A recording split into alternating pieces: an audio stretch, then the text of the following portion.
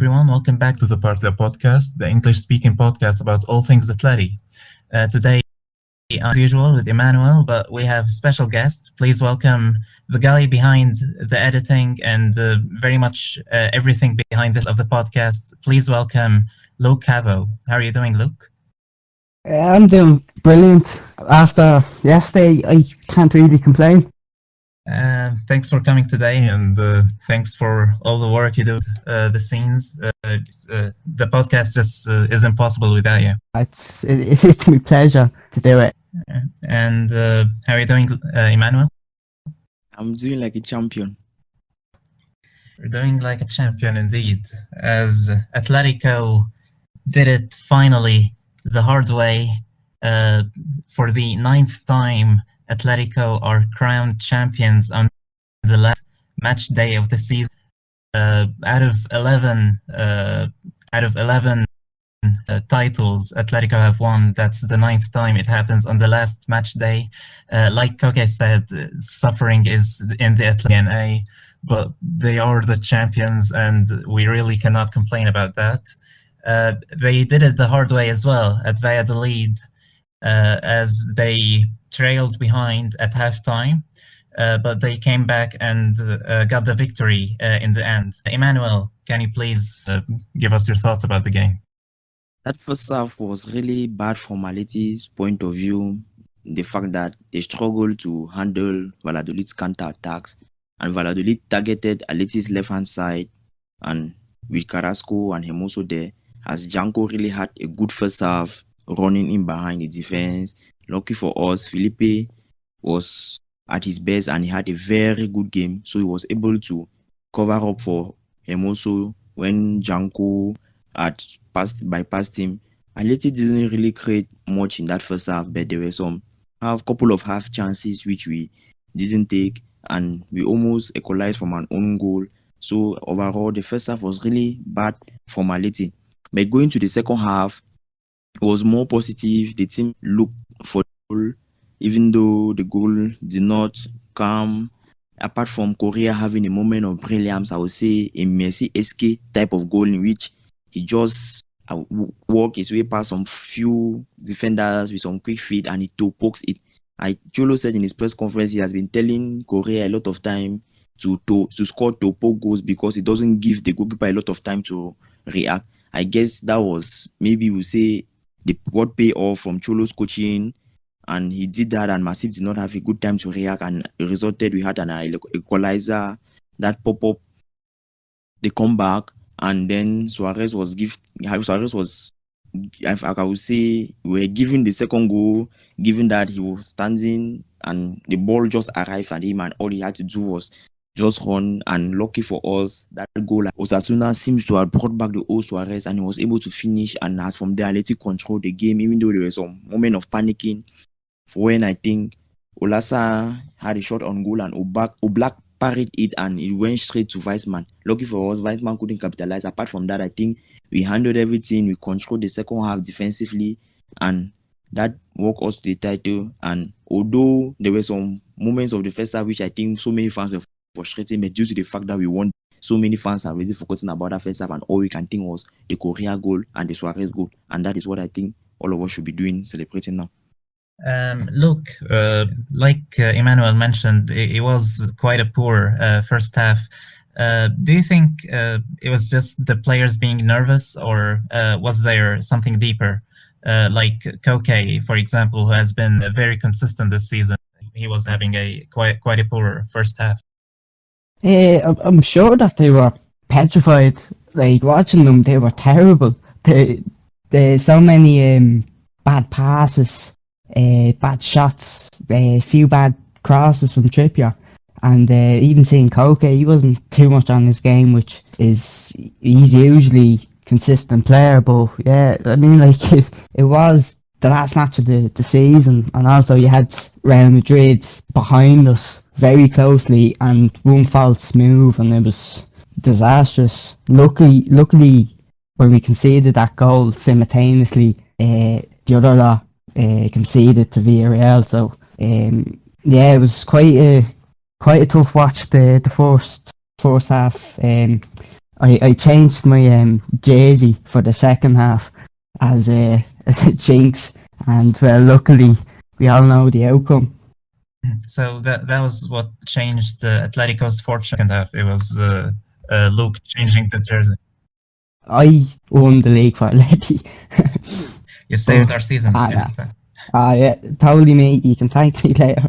Nah, we have warriors as players, and you know the suffer is to be Atleti, and they did the dirty work out there and managed to crawl us to the finish line.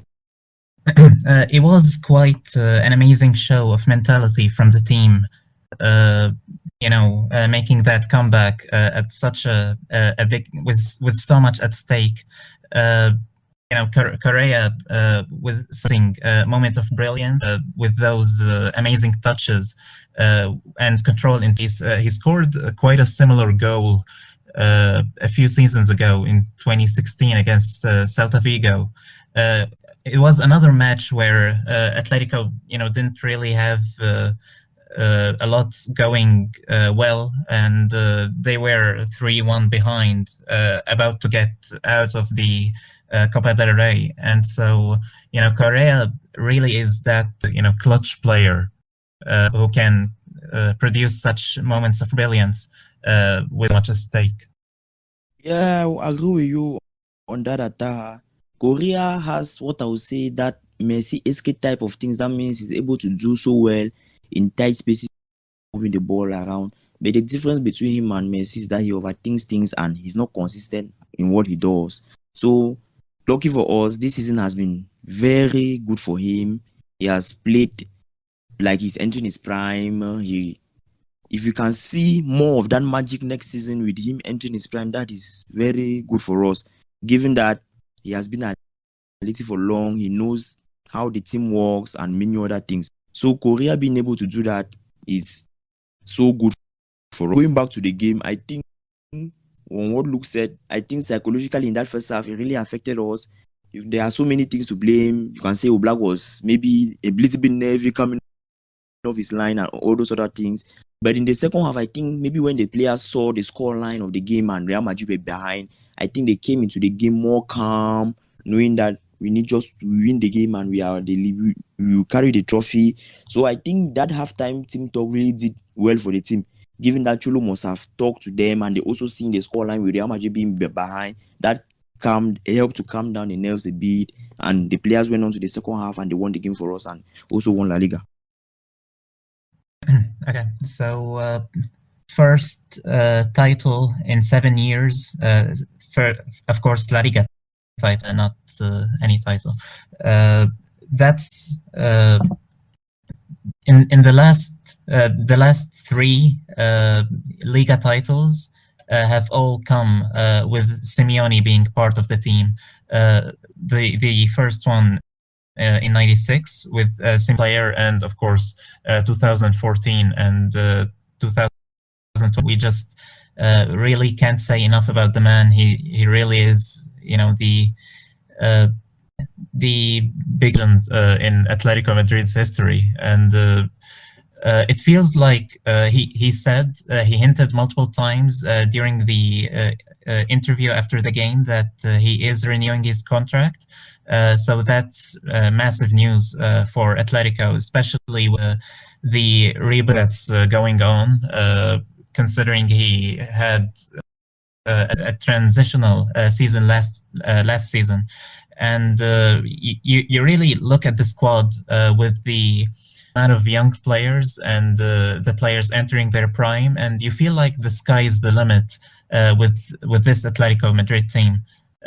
Luke, can you give us your thoughts about this squad? We kind of forget that it was last season we had a complete clear out with all our legends gone, Godin, our main staples in defence, and we rebuilt with new players, Kieran Trippier, who came, he was one of the first few Englishmen in ages to go to a foreign league. We were sluggish, and for that first season, I thought, oh geez, it's going to take 3 or 4 years before we get back up. But then after the La Liga came back last season, I don't think we've full throttled. And with the rebirth of Marcus Llorente, as you said, the sky's the limit.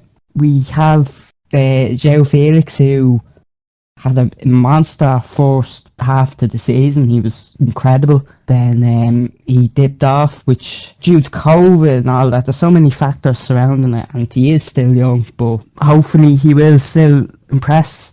He looks well committed to this project. I've seen a few videos of the celebrations last night, and I think it's all positive going towards the future. Hopefully we can get a few more signings to further strengthen, and I think it's looking good for us the coming years. And Emmanuel, how much does this title mean to you after so many years of supporting Atletico? Well, I'm short of words, because technically started supporting the club with not really saying trophies. I just started supporting the club because of the fans. I just fell in love with the club, and well, I'll be honest and say, since Simeone arrived in 2012, it's like I've been dreaming. Even there have been ups and downs, and maybe I've been frustrated at times, and maybe gone over my head because I had over expected, but it's been a dream since 2012. That means I supported the club in which I was very happy with us winning the Europa League. Qualifying for the Champions League was like, wow, well, just go and participate, and we go and reach the final, we win the title. I say, well, it's a one-time thing, but we don't stop there. We keep on going. That means it's like the sky was the limit. I think for the fact many don't really understand this, but for someone like me, it's just, this La Liga title is just wow. That means we are able to win since 2012. Meanwhile, for me, that is, I don't know the type of words to put to describe that, because at the moment it's really emotional for me. I've been celebrating since yesterday. I don't even know. I keep on. That means if you see me now, I put on so many different Atleti kits. I just expressing this, because supporting Atleti where I am is very difficult. Well, but it's not easy, because people ask you, why don't you support Real Madrid, win trophies and the rest, but and your team keep on suffering you, but just keep on telling them I like suffering, watching them for 90 minutes, sacrificing. It concerns me, it doesn't concern you. Well, for somebody like me, it is very emotional. I would say it has not been easy, given that I just watched the club because of the fans, but now we have someone who is able to allow us to win trophies. Because I, for one, I would say I was happy with us just qualifying for the Champions League, but now we are able to win La Liga ahead of Barcelona and Madrid, but not once, but twice. That is, I don't know. Even if you could have told me this when Simeone joined, or even after the 2014, you tell me that we'll win La Liga again, well, I could be telling you maybe in the next 10 years, but wow, it is something that has come true, and I don't really know how to put it. I'm so excited. Look, can you please give us your thoughts about the question? Well, I think Emmanuel has summed it up there, especially for me. Well, I live in Ireland, so like 99% of people who follow football follow the Premier League. So I'm just, I'm in my own little bubble here, and I tell you, the night we beat Liverpool and Anfield last year was one of the most epic nights. It certainly wasn't the nicest football, but like that's what I love about this team. It's just them sort of nights are more important than, let's say, Real or even PSG winning 10 league titles in a row. It's those little moments that's memorable, and that makes you feel so happy to support a great club with a great manager, great team, and amazing fans. Like I can't wait to go back to Madrid again and visit the Wanda, because miss going back to the Wanda. I tell you, it's been way too long. Okay, now a bit of a difficult question, but please choose your play season. Luke, can you start with that? Well, Oblak will be just default. He'll always be the player of the season, no matter what. But for me, has to be Angel Correa. He's amazing. He's my favourite player. He's such a brilliant little player, and I think we're just so lucky to have him. And thankfully he didn't go to AC Milan for 50 million, because that seems like robbery. He's been fundamental to this title, especially the last few games, along with Carrasco. Also, I think a show has to be given to Savage. I mean, like, he's the best defender in the league by a mile. So, I want to say all of them, but I'd be hours talking about them. So, I'd say Correa for my. Yeah, it really is quite difficult to limit it to just one. But Emmanuel, can you choose your player of the season? Stephen Savic, that's my player of the season.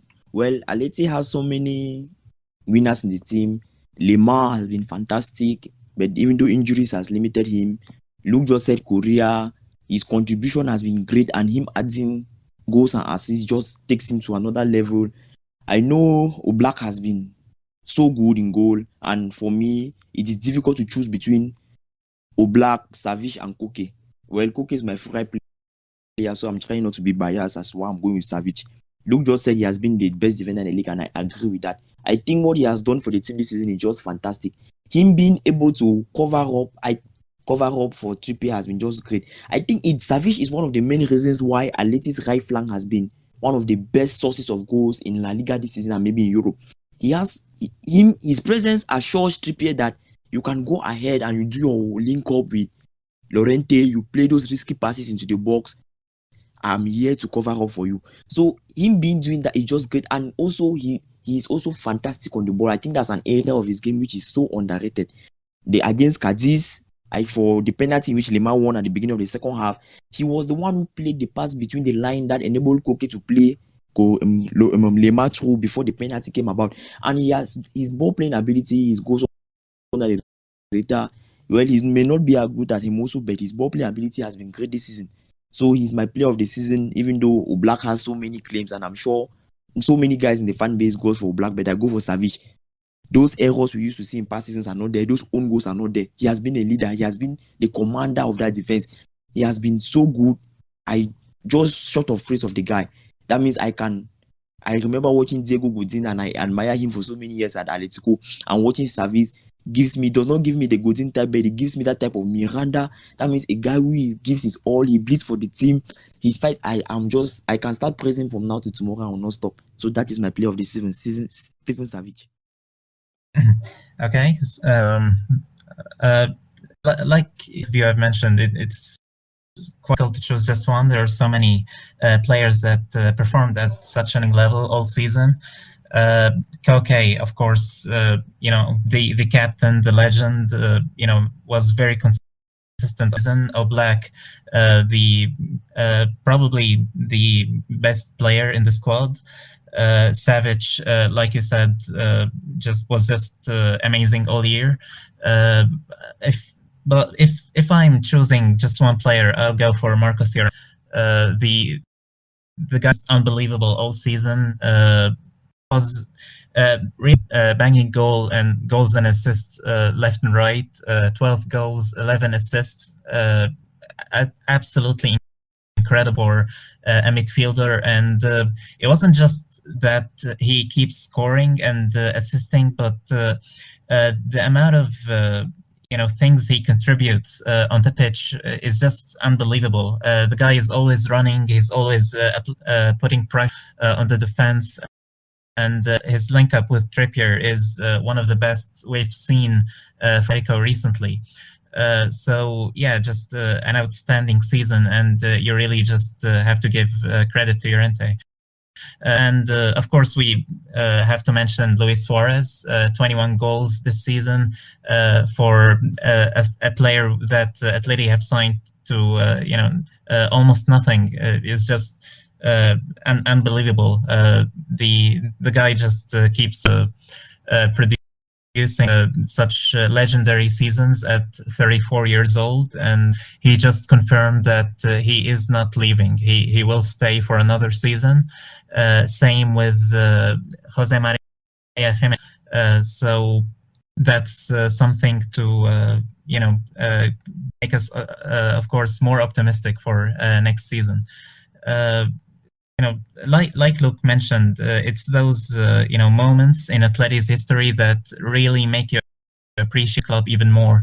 After many years of supporting the club, watching them rise little by little, and with Simeone's arrival, just that rise, skyrocketing to heights we never thought were imaginable. We Atletico have finished the season in the top 3 every full season under Simeone. Finished second twice, finished first twice as well. It's just unbelievable what Simeone has transformed the club into. And we really can't say enough about the man. He really is the biggest in the history of the club. And usually we would end the episode with Nunca, Dejes de Creer, which is never stop believing. But the years never stopped believing. Simeone never stopped believing, and the team never stopped believing. And so are able to finish this episode with Campeones, campeones, ole, ole, ole. Campeones, campeones, ole, ole, ole. Vamos, Atleti! Campeones! Thanks so much for joining us, Luke. It was an episode, and it was a pleasure. And thank you so much, Emmanuel. And thank you for sticking with us. Thanks for listening. Yo me voy al Manzanares, al estadio Vicente Calderón, donde acuden a millares los que gustan del fútbol de emoción, porque luchan como hermanos, defendiendo sus colores con un juego noble y sano, derrochando coraje y corazón. La la la la la la la la la. Atleti, Atleti, Atlético de Madrid. Atleti, Atleti, Atlético de Madrid, jugando, ganando, peleas como el mejor, porque siempre la afición se estremece con pasión cuando quedas entre todos campeón y se ve frente al balón a un equipo de verdad que esta tarde